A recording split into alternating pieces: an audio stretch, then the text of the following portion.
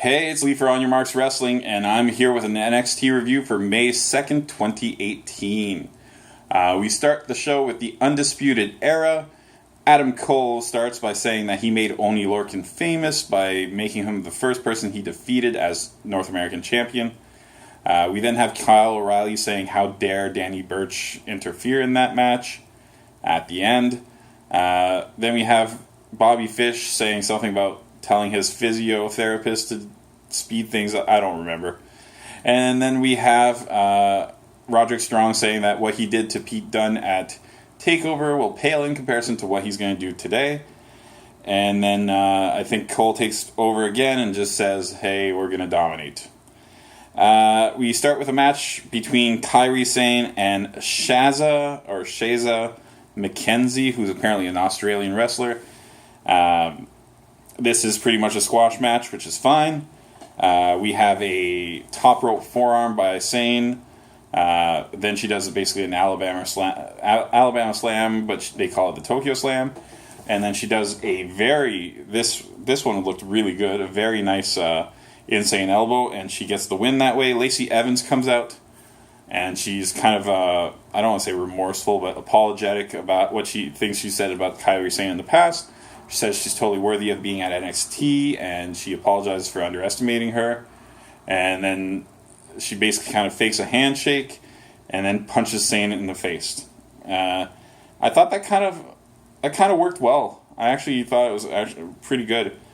Kathy Kelly is backstage with Candice LeRae, and she's asking her about Johnny Gargano and the attack and all that stuff, and LeRae is doing actually a very good acting job. Wrestlers are often terrible actors, but LeRae is doing the whole fighting the crying thing, and she's basically kind of looking like she's haunted by that night and all that stuff.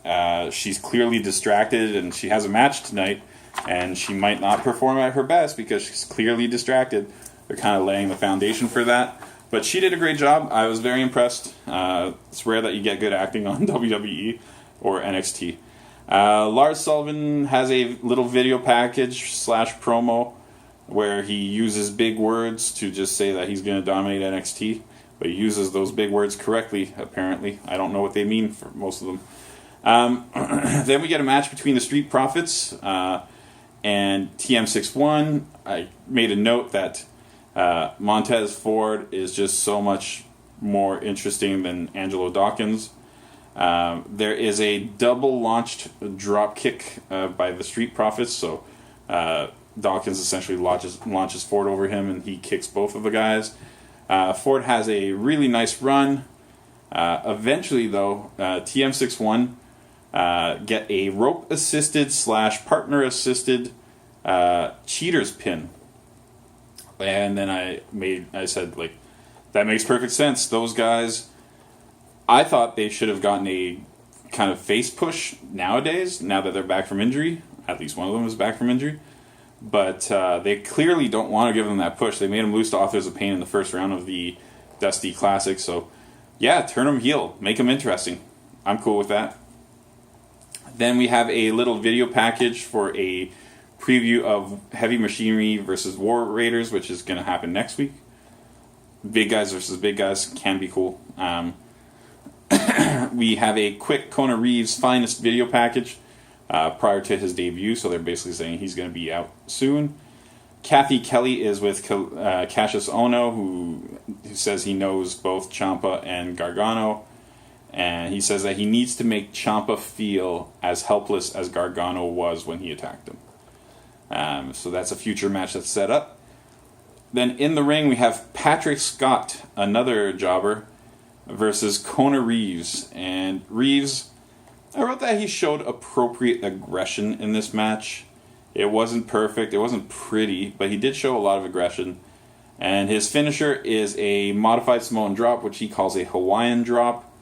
And he hits it for the win. It's basically a Samoan drop where you essentially leave the opponent kind of to fall on their face rather than on their back. You don't rotate it as much. There's a very quick EC3 package before we go to a commercial.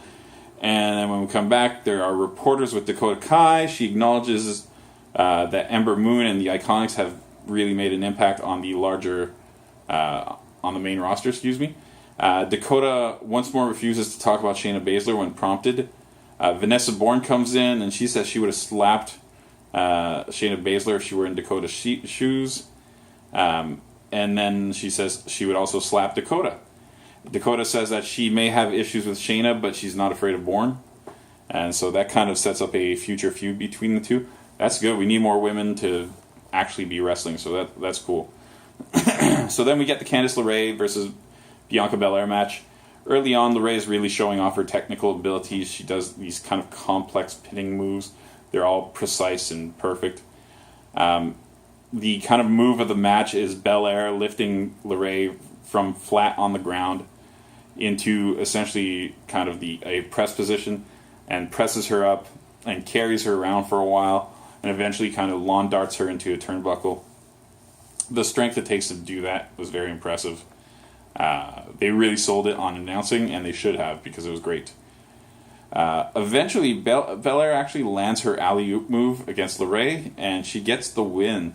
So basically, they established that LeRae was so distracted early on that they kind of made Belair a plausible winner in this match, which is cool. Because I keep saying Belair is a future champion. It won't be that long from now. So then we have Pete Dunne versus Roderick Strong. I didn't write as many notes as I should have, but that's just because I was getting tired. So Dunne attacks early. Then he goes to do a diving kind of clothesline on the outside, but Roderick Strong hits him with a perfect dropkick. It looked really good. Perfect timing. Dunne, and Strong at one point mocks Dunne by doing the kind of fist to the chin thing. Dunne stomps Strong's elbow from the second rope, so it's basically the Baszler move, except from higher up. Strong lands a bunch of backbreakers throughout the match, but the one that was kind of unique was that he had one where Dunne was draped on the third rope, and he had double underhooks, and he essentially twisted Dunne into a backbreaker over his knee. It was so unique, even though it didn't look as high impact as a lot of moves. It was just kind of interesting to see. There is a top rope Olympic slam by Roderick Strong for a near fall. Dunne attacks Strong's fingers, which the crowd loves, and then he hits a release German suplex that lands Roderick Strong directly on his head and neck. It looked a little scary. Then Dunne hits his finisher, the pump handle thing. I forget what it's called. And he goes for the pin, but the Undisputed Era interfere and stop the pinfall. They beat down Dunne, and all three of them basically beat him down.